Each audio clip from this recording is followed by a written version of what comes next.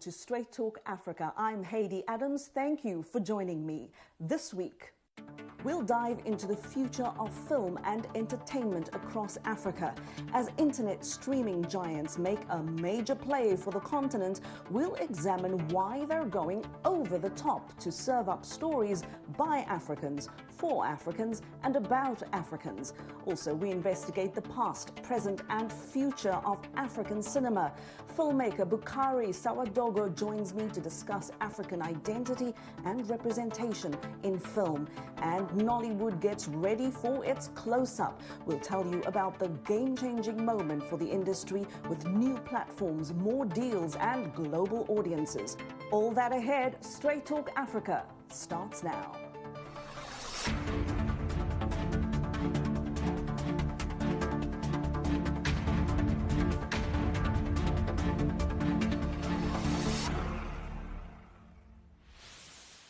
It's called over-the-top entertainment, which means forget cables and satellite dishes. The race is on to bring you shows and movies directly via the internet.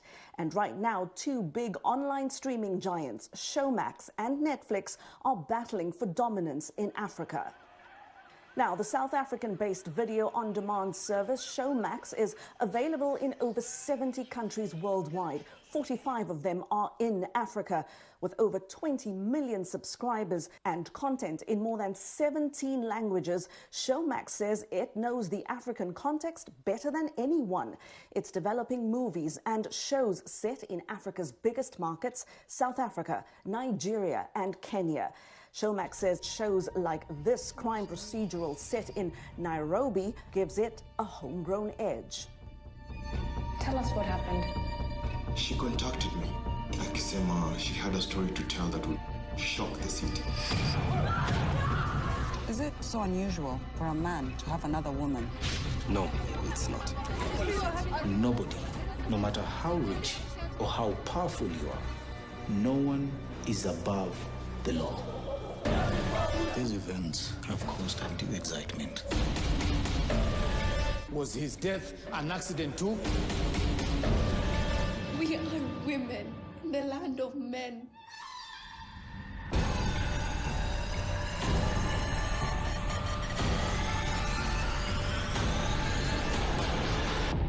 For us, it really is about getting the local entertainment, which we know our African audiences enjoy, programming in their languages, stories reflecting their realities, their hopes and their dreams, making that as widely available as possible. And for that reason, we now look at mobile subscriptions as well as the regular lean back. Now, Showmax's main rival in Africa is Netflix, the American global streaming giant. Looking to add to its more than 200 million global subscribers, Netflix is expanding its footprint on the continent and boosting its library of African content.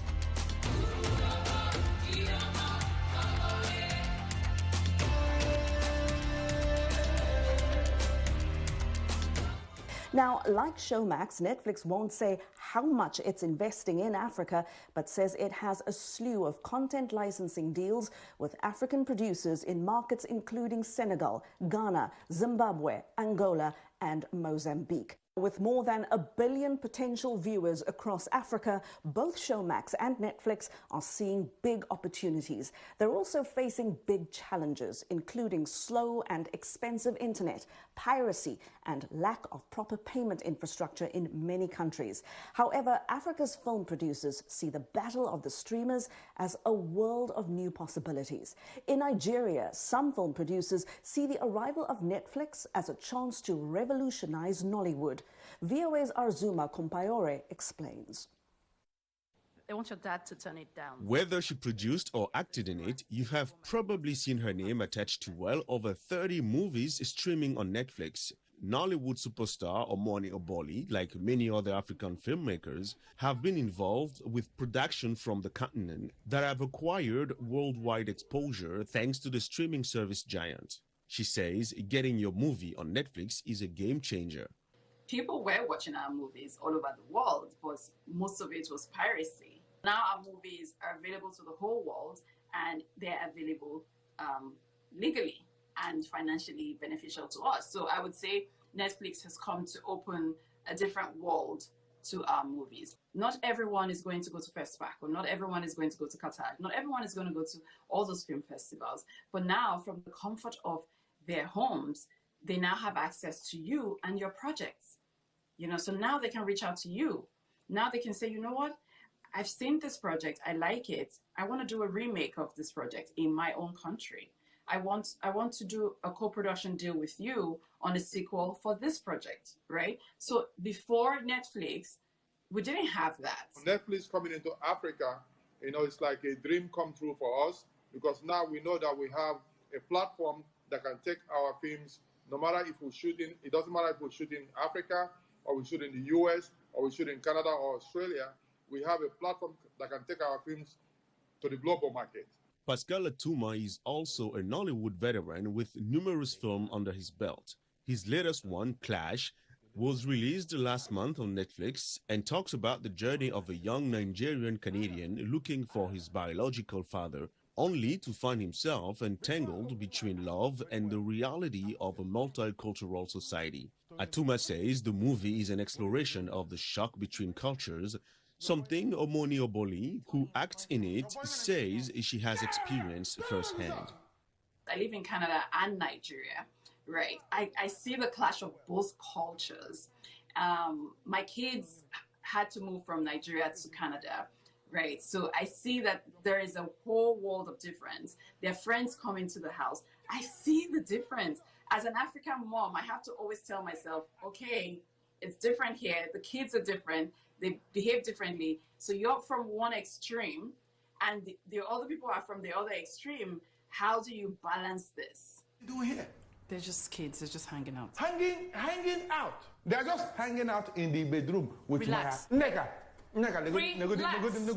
Atuma says shooting Clash in Nigeria and Canada was a strategic move. Calm down now. So we wanted to show the Canadian government in particular that a movie led by Nigerian, directed by Nigerian, Canadian, produced by Nigerian, by the head producer, and produced with some Canadians, that we can combine to make progressive projects that can go global. For many years, the Nigerian film industry has been among the world's top 3 film industries in terms of volume, next to the United States and India.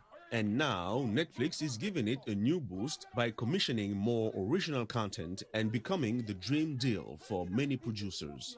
But what Oboli wants above all is to see more female directors and producers in Nollywood being recognized for their work with no criticism.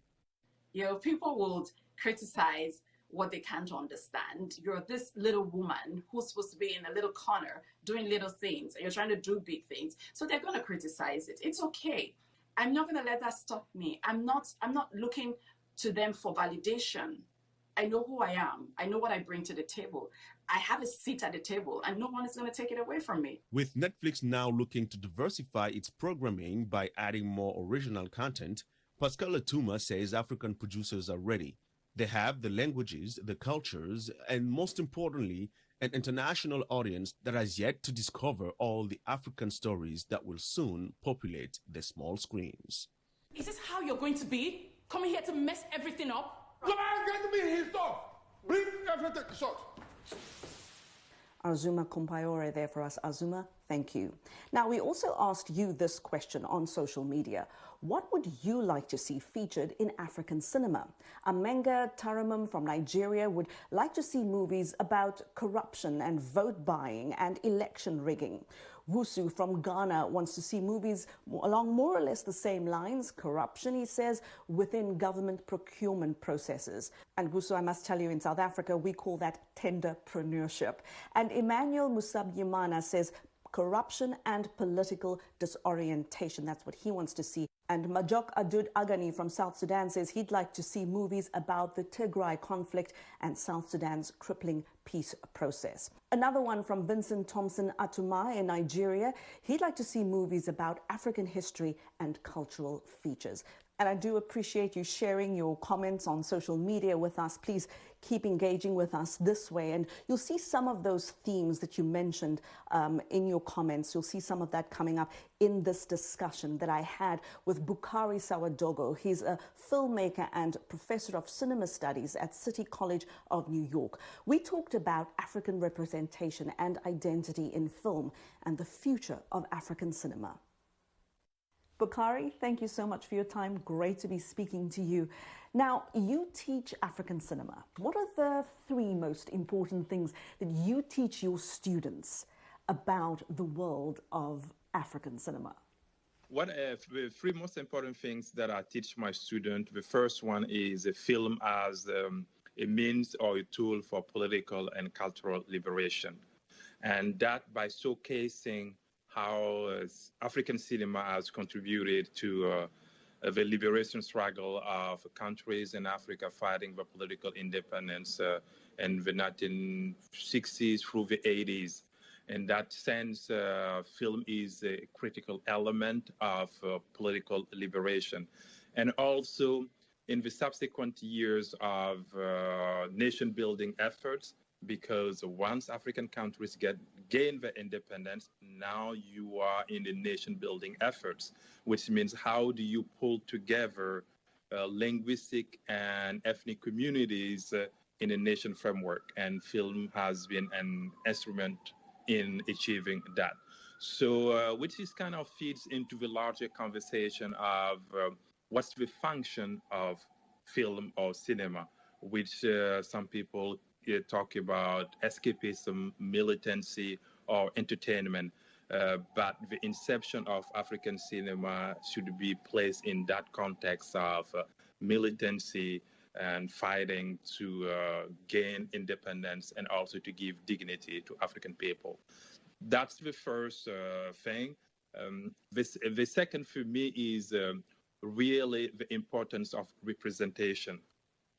To see oneself on the screen, to see one story being told from one's perspective is very critical in constructing one's identity, but also to be able to confidently engage with the world. And film has allowed that for Africa, obviously after the end of colonialism, where they've gone through erasure of history, erasure of identity. And the third most important thing that I teach my students is the sweeping structural changes that is really going through the landscape of African cinema today. The first one is simply what I call the intervention of media giant in African cinema. We have a case most known for the case of Netflix, which started as a platform that acquire simply African titles, but now it has moved into producing content in Africa. And I'm thinking of the first two Netflix African original series, Queen Sono and Blood and Water, which came out early last year. And so you have that challenge. And the second sweeping change is we have more and more accessibility of content through the rise of TV series, because this has not been the case, because up to the end of the 1990s, TV series in Africa was consumed mostly in foreign TV series, but starting from the early 2000s, we have the rise in the production and circulation of TV series. And the third, in terms of sweeping changes, is how video and digital technologies has really revolutionized production and distribution on the continent. Because in the prior years, I'm thinking about before 2000, you have to go to film school mostly in Europe, in the West, to make films, but not now anymore because you have accessible equipment. And in terms of distribution, it used to be the festival circuit. That is really the main, distribution network. But now we have more venue to show. Give us an idea of who you're teaching. Who's interested in learning about African cinema these days? In my African cinema classes, those are mostly minorities, when I say minorities, and I have a lot of African students in my class.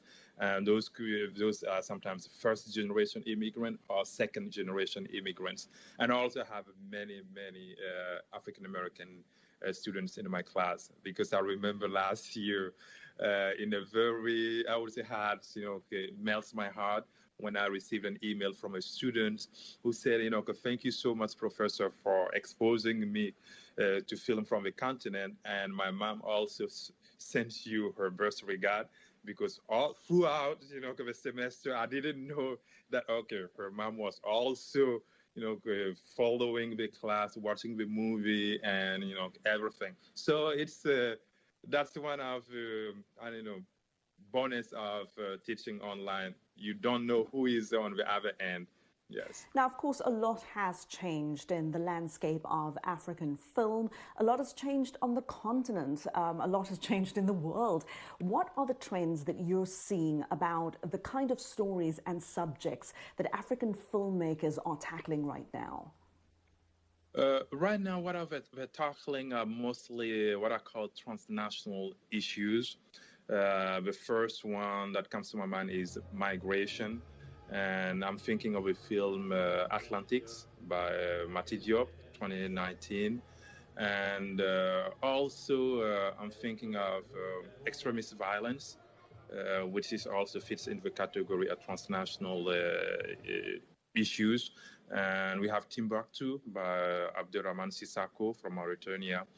But in addition to transnational, maybe I should say, to contextualize the transnational issues, we have to think about it against the backdrop of how far African filmmakers have come, because most African filmmakers from the 60s to the early 90s, most used to live on the continent, produce on the continent, and it's only maybe distribution that they go abroad.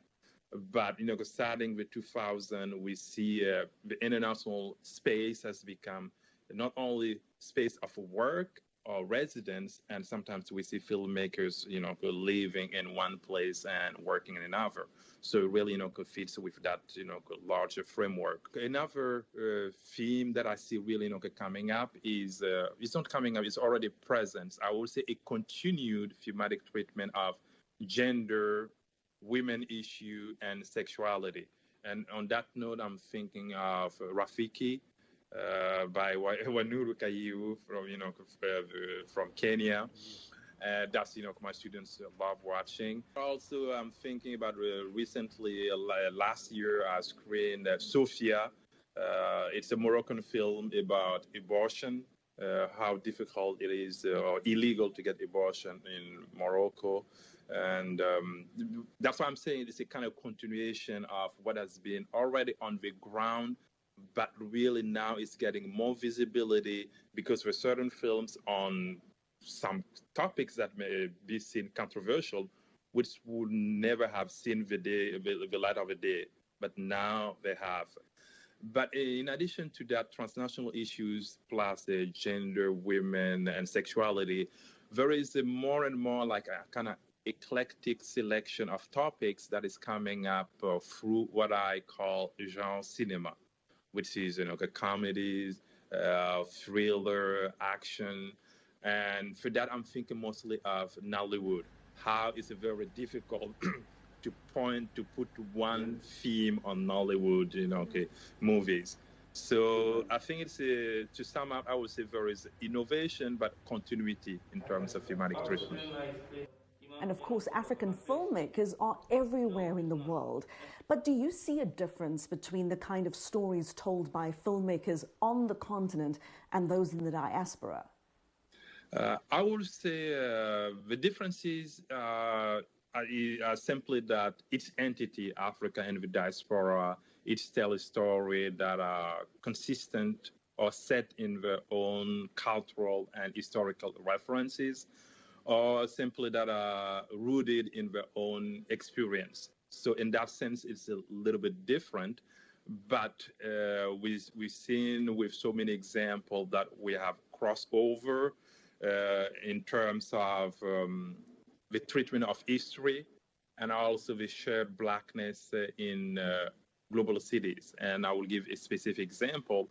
We have last year Coming to America 2, which is, could definitely make that, a crossover. And also we have a Black Panther, which really links the two. And I would say last year also, that was toward of last year, 2020, you have the release of Enslaved, which is the TV series by Samuel L. Jackson, which talks about over 400 years of slavery, the history. You have the release of the HBO series, which are directed by the Asian Raoul Peck, Exterminate All the Brutes. So we see, although African cinema or cinema of the diaspora are kind of in a silo, expressing and bringing to the fore the experience and realities of each entity, we see a lot of crossover and in terms of thematic treatment. But also we have the work of some producers who are producing African content. Here I'm thinking of Danny Glover, who could produce a lot of African content, and also Forrest Whitaker, who's are active in producing African content. So we may sometimes be in different silos or feel we are in different silos, but a lot of ways where we are cross-pollinating, each other in terms of imagination and cultural productions. Earlier in the show, we were talking about the race between streaming giants for dominance in Africa. In your view, is it more important to get African films seen by a global audience or to get African audiences seeing content produced by African filmmakers? I would say both, but in reverse order. I would say it's critically important for Africans to see African content. Why? Because traditionally, African cinema has not always been accessible, available to African audiences, because films were made and they went through overseas festival circuits, and sometimes it's only through press that the everyday people hear about it but never get to see it. And that was later coupled with I would say the direct consequences of structural adjustment programs by the IMF, which kind of destroy the cultural industry in most African countries with the closure of movie theaters. So you put the two together. For decades, many Africans, I will say, the large majority of Africans, didn't have access or didn't see their own movies. So for me, it's important for Africans to be able to see their own movies because, as I said earlier, in terms of even to the power to see oneself on screen, there's no words to put onto that power, and to engage with it and to be able to keep your head high, walk confidently, and think highly of yourself. That is a lot, that feeds a lot into your confidence to engage with the world. So for me, definitely first, African be able to see their own films. But here is the caveat with, streaming. Because you have what I call prerequisite, infrastructural prerequisite. In order for streaming to happen, you need a reliable power grid, which is very challenging in most African countries. And you need also a stable internet connection, and that also is not given. And third, you need unaffordable internet services. You may have a power grid, may have the internet connection, but is it affordable on people's budgets? So on that sense, say yes, there is that possibility, but we may run the risk of cinema just being an experience of urban dwellers. And we'll bring you more from my conversation with Boukary Sawadogo after the break. Also, a conversation with the woman behind the unconventional love story between Nollywood and Bollywood. Azuma Kompayore speaks to the movie producer and director of Namaste Wahala. We'll be right back. Health, wellness, sport, beauty, medical breakthroughs. Healthy Living cares about your well-being. What are the main health concerns in Africa and around the world? Find out the latest on coronavirus. Connect with our experts and ask them questions. How long does the virus stay? Join me, Linor Moudou, in Washington, every week on Healthy Living, right here on VOA.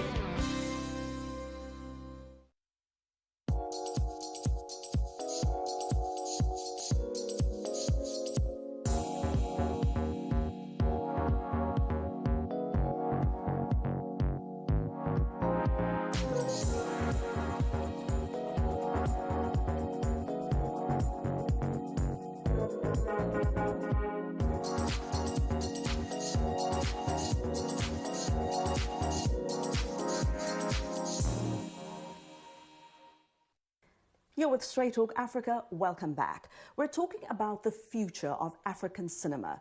Here now is more from my conversation with filmmaker and African cinema expert Boukary Sawadogo.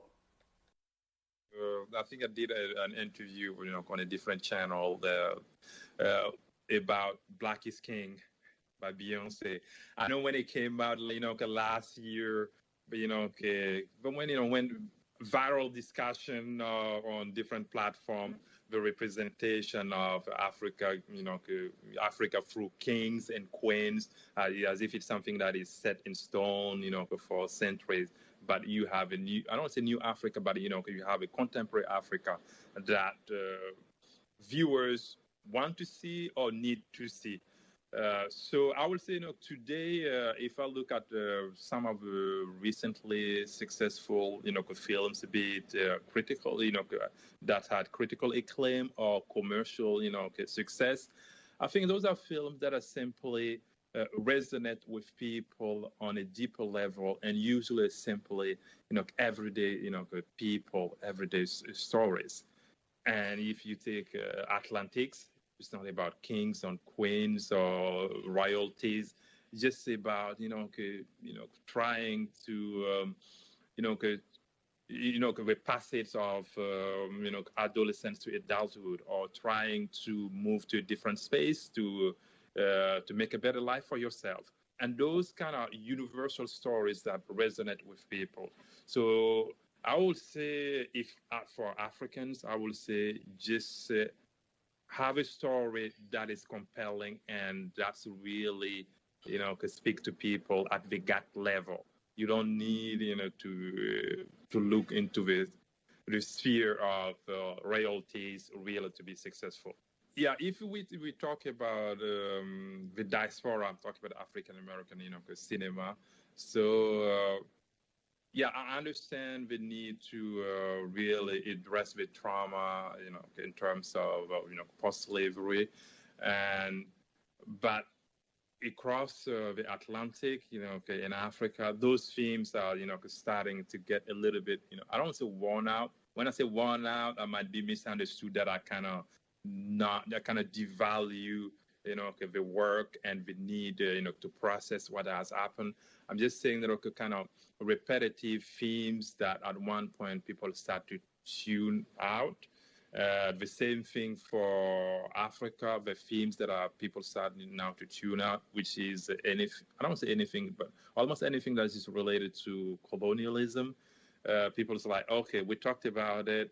We know the legacy still stays with us, but we just want to move on, to something else. I would say for young people, it's kind of more like a generational, because for my generation and even younger, who born decades after the end of colonialism, after countries gain the independent, there's certain things that we want to move away from. And it doesn't mean that, okay, colonialism is legacy is not, present. It doesn't mean that it's not something that we kind of just, don't want to talk about it. It's simply that at one point, we want to talk about our everyday life. We want to, because we are in a so globalized world that we see instantly what is happening, around the world, be it in terms of, fashion, being in terms of music, and being in terms of, creative. And we want to be part of that conversation, but also not be feeling that we are being held to the past and not being able to move forward. And for filmmakers themselves, especially those on the continent, in terms of producing and distributing their work, do you think the environment has become harder, or has it become easier for them to do their work and to actually make a living doing film? I think that, okay, it's kind of both. It became easier and harder, or I would say easier and relatively still hard. And I would take the example of production.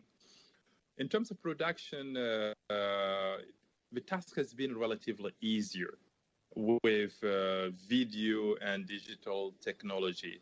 It's relatively easier.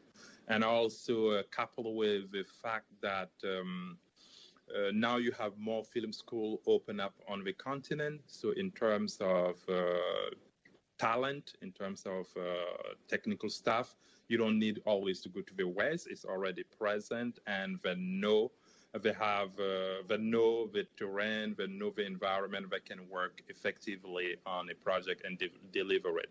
So on that sense, I would say relatively easy, in terms of the production. In terms of distribution, it's also relatively easier because, the digital technologies kind of democratize the access to platforms and also to multiple screens. So it's relatively easier. But what is still relatively harder is funding. Because so far, we are still in search of the best economic model that will allow the emergence and thriving of sustainable film industries. And that is still, difficult because in some quarters, in some parts of Africa, the economic model or the funding model is still heavily reliable on soft money.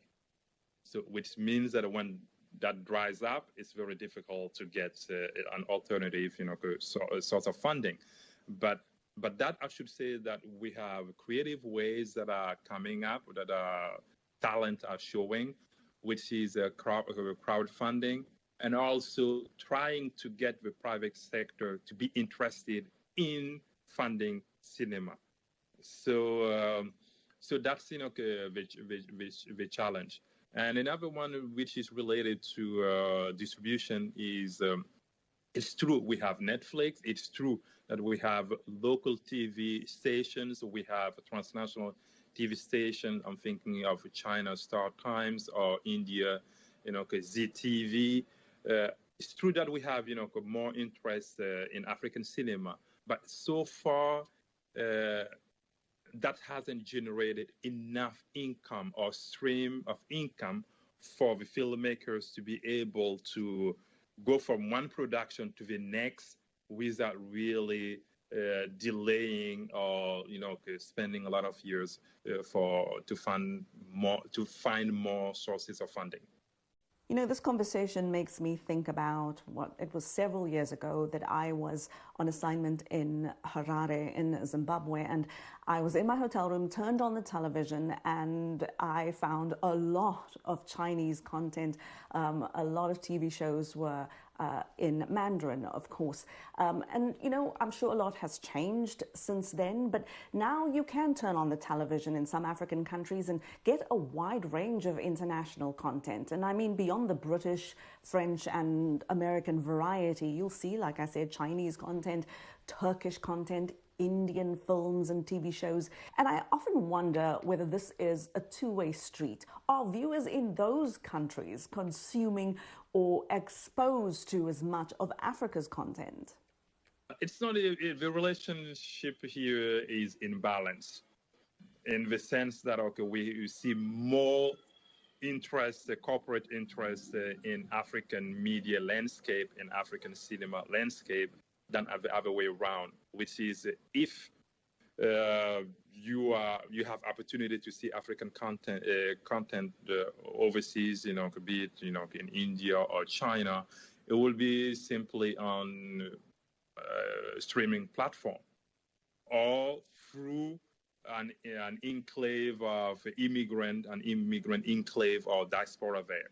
But to see channels broadcasting it, that's I have yet to see it or heard hear about it. So it's an imbalance. We were talking earlier about an enabling environment. If you ever had the opportunity, what would you say, what would your advice be to governments and policymakers across Africa about why they should invest in the film business in their country? What is in it for them and for the people of their country? Yes, I think, if, maybe I will ruffle some feathers here, but I will say, yes, because the need is, if you are to think in terms of, money, film can bring money, but also it's not always about money, it's about, self-esteem, because once, a person feel as a whole, that person will be a very productive unit, if we were to think in terms of a capitalistic, terms.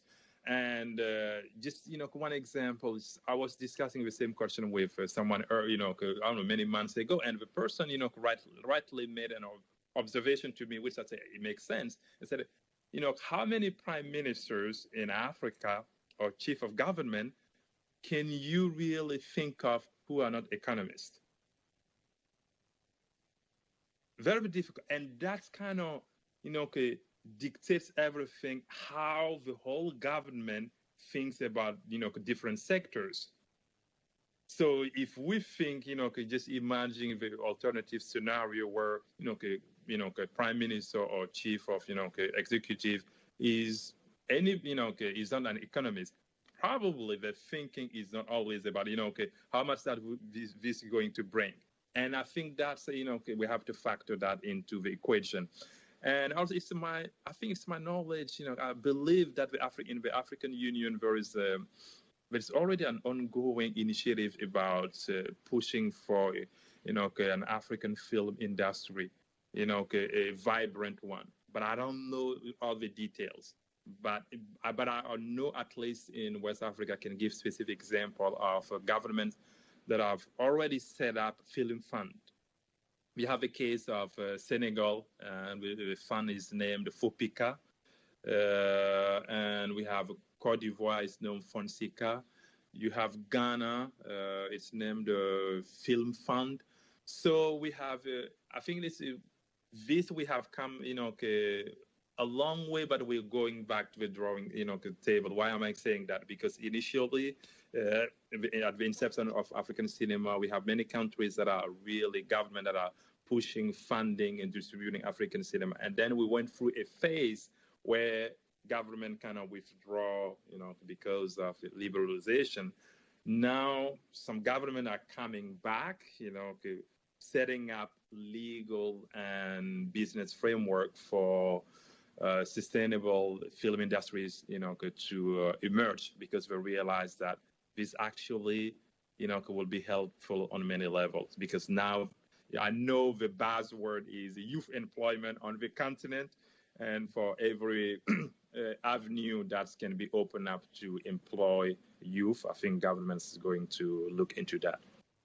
Now, Boukary, much has been written, produced, and discussed about the history of African cinema. What excites you the most about the future of African cinema? Yeah, I'm really, very, hopeful, and I'm very optimistic. Looking at some, certain things that is already, happening. I would see first, take the case of Nollywood. I know Nollywood has its detractors, but what is clear is it shows how, with so limited resources, one can be creative, resourceful, and showcase talent. And this is exactly, what Africa need, because in terms of film is a very expensive endeavor, and money, we know that on the continent, not many governments could put money on the table for filmmakers, and not the private sector also fund cinema. So to be able really to create a model that is economically sustainable, that also have a global appeal, for me, I'm very hopeful, and optimistic that, other models will spring up, on how to be resilient and innovative with so limited resources. That's one. Two is, I would say, TV series. Why am I coming to that? Because more and more, some people are talking about, should we talk about cinema or should we simply talk about media? Because, we see kind of, the lines are blurring and the boundaries are blurring. And this is where I see a lot of creativity, where you have local stories that are really being produced. And you have, in terms of reception, we have local audiences that are simply, infatuated with those stories. And for me, this is important because it gets production going, but also it gets local people to identify with those stories. And third, for me, is, I would say, the most critical point is how we see more and more female African, filmmakers. And that is really significant because I had teach a class, African cinema, gender and culture, where I address those issues. You see, we have women who make up 52% of African population, but yet in terms of the representation, I would say behind the camera as, directors or in front of cameras, actresses, we are far off the target. But we see, this young generation, and I can give names of Mati Diop, I can give names of Waniru Kahiu, I see many names in Nigeria. And that gives me hope that in terms of a balanced storytelling, we will see more balance. Because if we talk about structural imbalance between the West and Africa in terms of distribution, production, we will have also to see the imbalance within ourselves on the continent where women, don't have, much voice in filmmaking. But now we see those voices coming up and the matters. And to see that, I just give one example. I don't know why Mati Diop always comes to my mind, but to see, the first Black woman to gain the Grand Prix at Cannes Film Festival, for me, it's like, yes, this is long overdue. All right, Boukary Sawadogo, filmmaker and African cinema expert, thank you so much for joining me from New York. I appreciate it. And thank you so much for the opportunity to talk about African cinema. Always my pleasure. Now, we also asked you on social media, do you think it is important for African governments to invest in the business of African cinema? Katakia Evans Osei Wusu from Ghana says, yes, it's a great medium to tell our story without prejudice. Vincent Thompson Atuma from Nigeria says, yes, by creating an enabling environment for African cinema to really thrive. Samanda Francis says African leaders put politics before anything else. To them, it's all about staying in power at all costs. Very few think about developing the local man. Thank you, ladies and gentlemen, for always sharing your social media comments with us. You keep them coming, and I'll read them on air. Now, we're going to take a short break, and when we come back, Arzuma Kompayore goes one-on-one with Nollywood movie producer Hamisha Daryani Ahuja and what happened when Nollywood met Bollywood. Stay with us.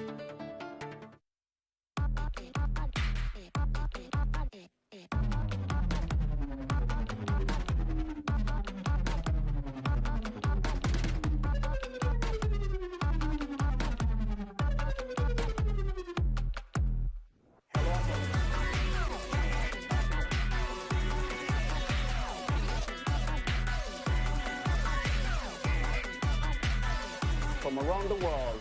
Let's go.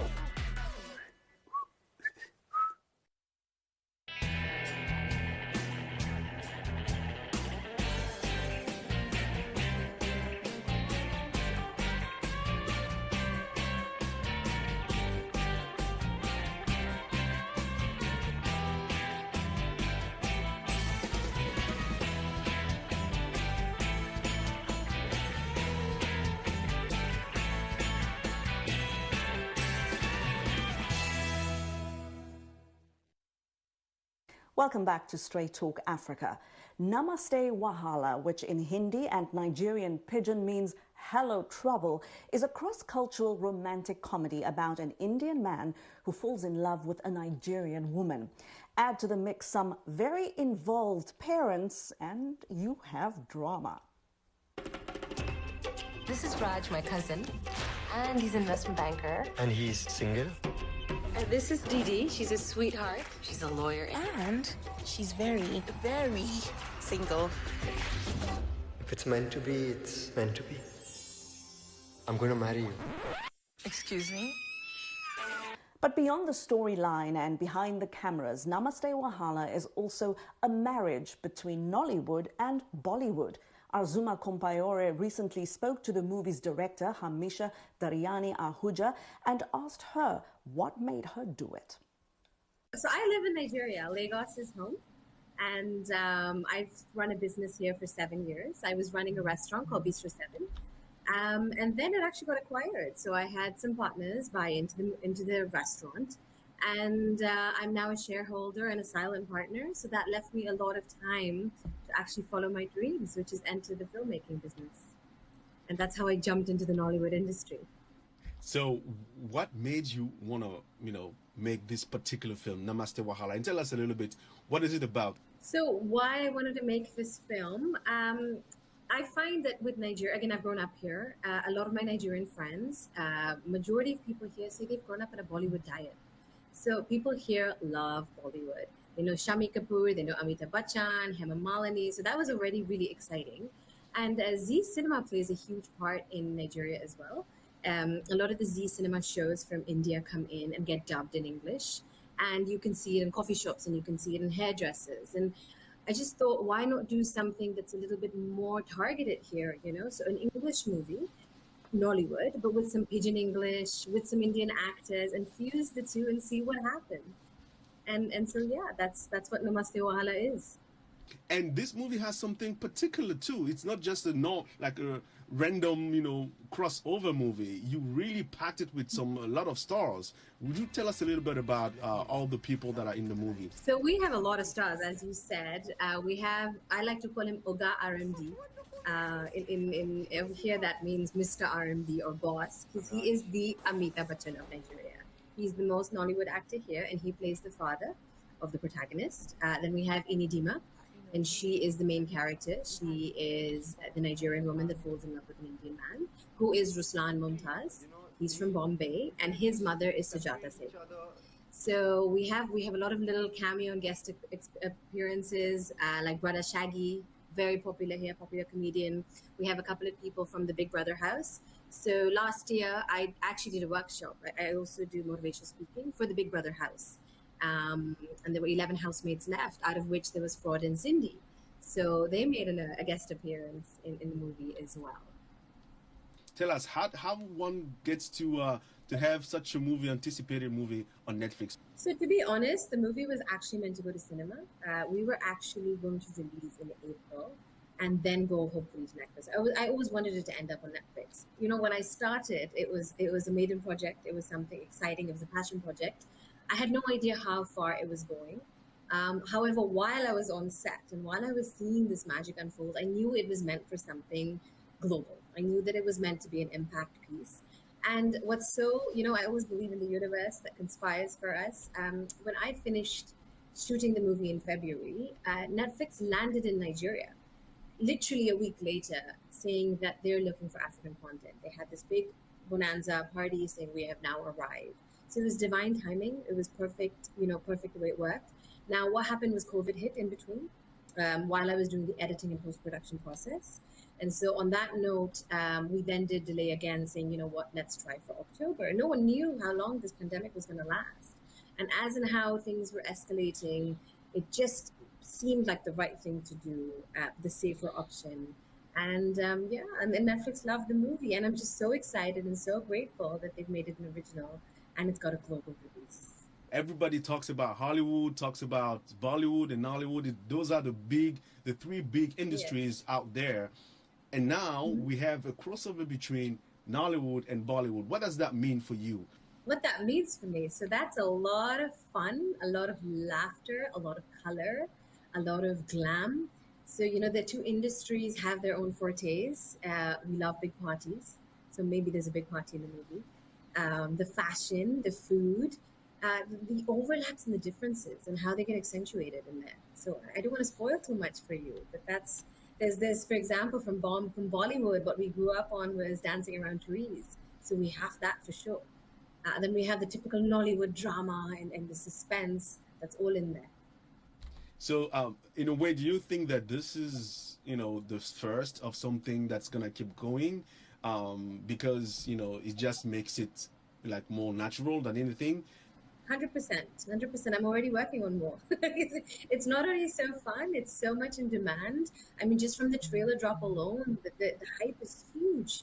So I'm super excited to explore more and do more of these cross-cultural relationships. And it's also so real. Like, I mean, one of the things that I get a lot on social media, a lot of DMs is, thank you for making this, I feel seen. Because it happens so much, and then you don't get to see it so much on screen.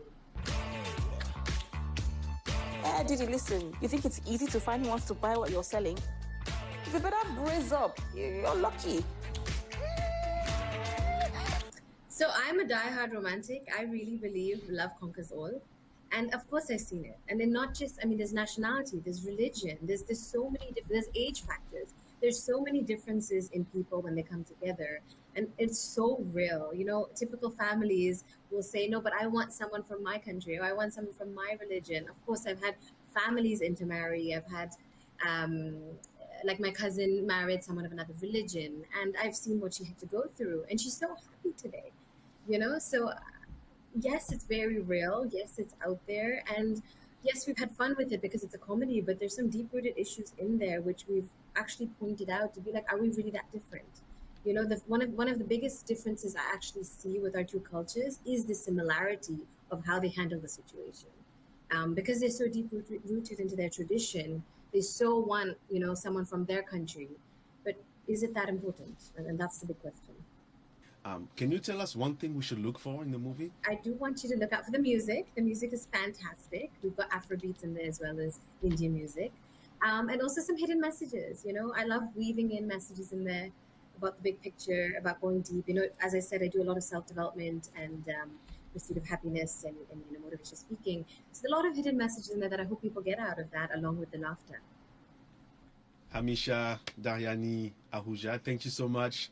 Everyone, go watch the movie and let's break Netflix.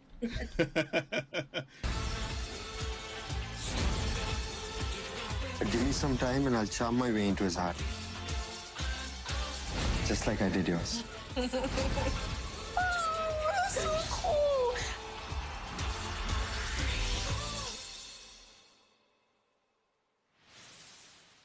VOA's Arzuma Kompayore speaking there to Hamisha Daryani Ahuja. And finally, as COVID-19 restrictions ease here in the United States, New York's Broadway is hoping to draw people back to the theater, while the movie industry is expanding its footprint in the Big Apple. Evgeny Maslov has our story, narrated by Anna Rice. The coronavirus pandemic has caused a surge in demand for TV shows and streaming platform projects that can be enjoyed at home. And while the entertainment industry took a big hit from the pandemic lockdown, one New York studio has plenty of work and is expanding. Kaufman Astoria, one of the largest studios on the U.S. East Coast, has just added a new pavilion to the list of its existing ones. It's not Hollywood, but it's definitely growing. We've been busy here at Kaufman, you know, back since the early 80s. But what we've seen is as the streaming services came into play and more channels, we'll call it, wanted to have original programming. The need for original content production boomed, just like off the charts boom. Located in Queens, Kaufman Astoria Studios has a long history. Founded in 1920, it is one of the oldest studios in the U.S. Paramount Pictures Studios used to be housed here until it relocated to California. This was home to silent films, and as talkies came in, it was the Marx Brothers and W.C. Fields and Rudolph Valentino and Gloria Swanson. So it was the heyday, those glory days of Hollywood is what was done here at Kaufman Astoria. The movie industry moved to Los Angeles in the 1930s because it was cheaper to work out west and weather permitted year-round filming. But New York is still home to lots of TV and film production. People think, well, of course, Hollywood had become Hollywood by then and there was no filmmaking in New York, but that simply wasn't true. There's always been a steady heartbeat of filmmaking here in New York, even though a lot had shifted to LA and there were sort of peaks and valleys in New York. I mean, now, of course, nowadays, it's absolutely thriving. There's so much production here. Kaufman Astoria Studios is where Sesame Street was originally filmed, as well as TV shows New Amsterdam and Nurse Jackie, and movies like Carlito's Way and Men in Black. And while vaccinations are beginning to allow people to get back out into the world, they are also still looking for the next binge-worthy show. And these expanding New York studios are working hard to keep up with the ever-growing demand. For Evgeny Maslov in New York, Anna Rice, VOA News. Be sure to join me on the next Straight Talk Africa when we talk about reparations and redress as Namibia negotiates with Germany on compensation for colonial-era genocide. We ask how much is enough to make amends for atrocities and other sins of the past. We'll look at lessons from other parts of Africa and the world and hear from Namibians about what this means for the future of their country. Reparations, remorse and redress on the next Straight Talk Africa. We also want to hear what you think about that. We put a question on social media about it for you, so do connect with us on Facebook and Twitter for more about next week's show. From the rest of the Straight Talk Africa team, thank you so much for always being our loyal listeners and viewers. We'll see you next time. Until then, goodbye.